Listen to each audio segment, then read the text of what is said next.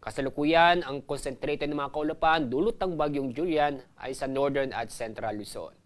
Itong sentro ng bagyo ay malapit sa Batanes area at sa Parlay. Kaninang alas 10 ng gabi, namatahan mo natin ang mata o sentro ng bagyong Julian ay nasa 155 kilometers west-southwest ng Itbayat, Batanes.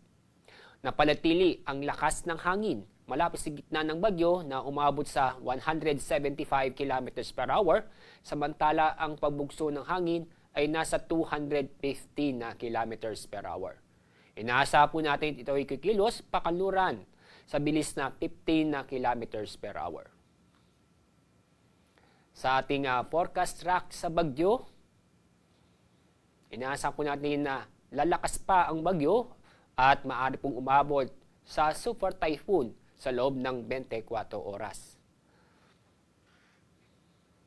Bukas ay lalabas ng par ang bagyong Julian. Subalit, sa bahagya o sandali lamang itong nasa labas ng ating PER at muli itong papasok sa ating PER si bagyong Julian. Maaari po mag-landfall sa Taiwan sa darating ng Miyerkules ng umaga o sa Miyerkules ng hapon. Pagdating ng Huwebes, muli ito lalabas ng par ang bagyong Julian at inaasahan po natin ito yung magtuloy-tuloy papunta sa Japan. Ito na naman po mga lugar po na sa ilalim ng tropical cyclone wind signal. Signal number 3 ay nakataas sa Batanes. Tropical cyclone wind signal number 2 naman sa Babuyan Islands, Ilocos Norte, northern portion ng Apayao at northwestern portion ng mainland Cagayan.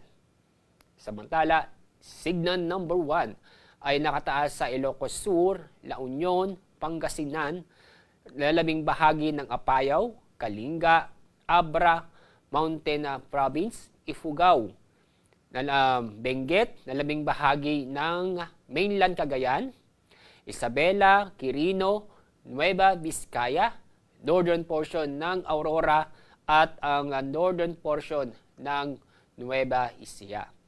Ang mga lugar nito ay makakaranas pa rin tayo o patuloy pa rin makakaranas ng masungit na panahon kung saan may mga inaasang pamisa-misan o yung mga tuloy na malalakas na pag-ulan at malalakas na hangin.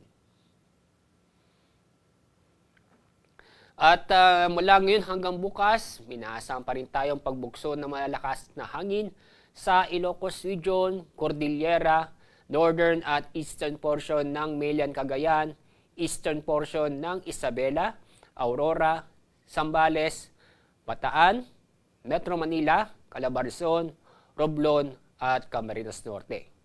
Sa araw ng Miyerkules, minaasahan pa rin tayo sa Ilocos Norte, Ilocos Sur, Abra, Apayao, Batanes, Babuyan Islands, northern at eastern portion ng mainland Cagayan at eastern portion ng Isabela.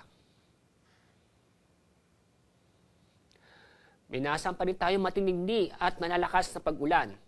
Intense hanggang sa torrential na pag-ulan sa Batanes, Babuyan Islands at sa Ilocos Norte mula ngayon hanggang bukas ng gabi. Heavy to intense na pag-ulan naman sa mainland Cagayan, Apayao, Abra, Benguet at sa lalabing pong bahagi ng Ilocos Region. Moderate to heavy rains naman sa lalabing bahagi po ng Cordillera.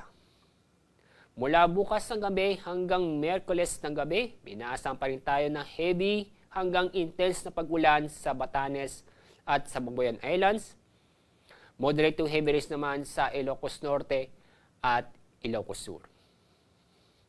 Kaya, patuloy pa rin tayong mag-ingat at maging alerto dahil nandiyan pa rin po ang banta ng pagbaha o pagguho ng lupa.